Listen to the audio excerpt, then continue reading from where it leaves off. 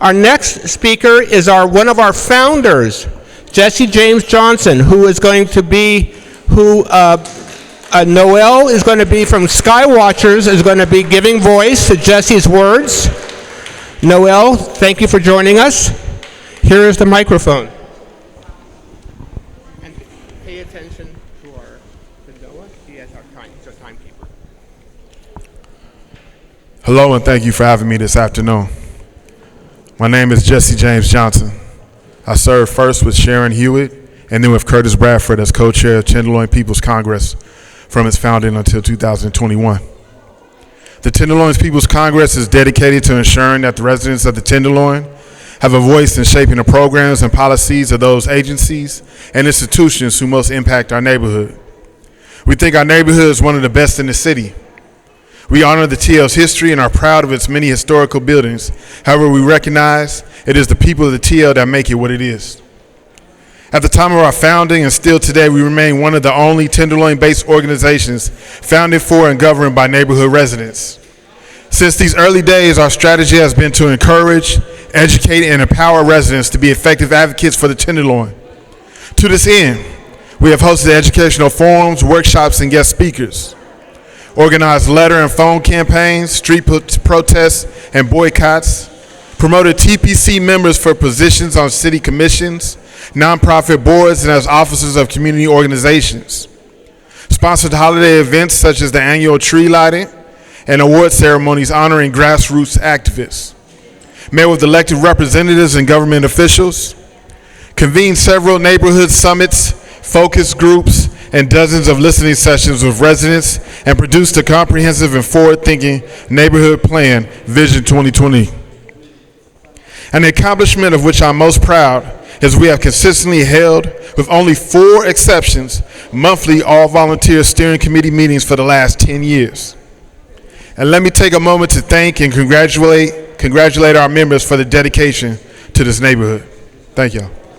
Decades of inequitable municipal services and negligent landlords, not to mention the destructive containment zone policing policy, has left the neighborhood vulnerable to forces that degenerate its stability and quality of life.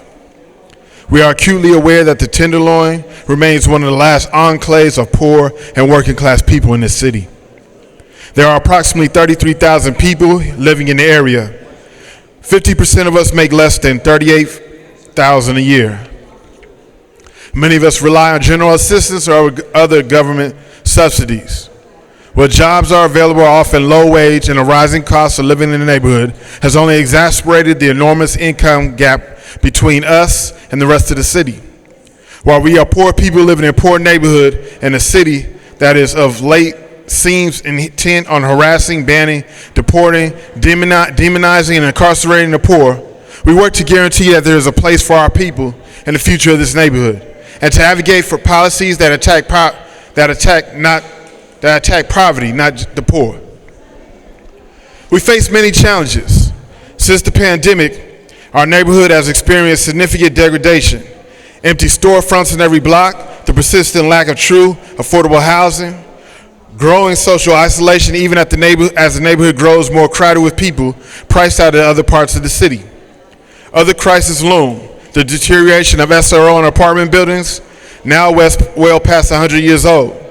The campaign to delegitimize the delegitimization of harm reduction programs such as a safe injection site, attacks on the integrity of community-based organizations, threats to Medicare, food stamps, disability, and Social Security, cuts to public transport, increasing air pollution, and poor quality of water, all symptoms of poverty. Symptoms will only be exacerbated by politicians on the local, state, and federal level who lack the will and imagination to adequately address these issues. It is the role of the TPC to step forward and take leadership in devising solutions. We must fight poverty on every level, including, crucially, the poverty of the mind. You must fight the sense of hopelessness and apathy that grips the mind of too many of us. We must fight cynicism and despair. To quote the poet, William Carlos Williams, "It's the anarchy of the poverty that I love," by which he meant spirit of the poor that defies authority. The spirit that, despite the hardships of poverty, finds joy in life. the spirit that counters deprivation with creativity and generosity, the spirit that allows us to dream, for dreams lead to longing, planning, and organizing, and any future for the Tenderloin that we dare to imagine.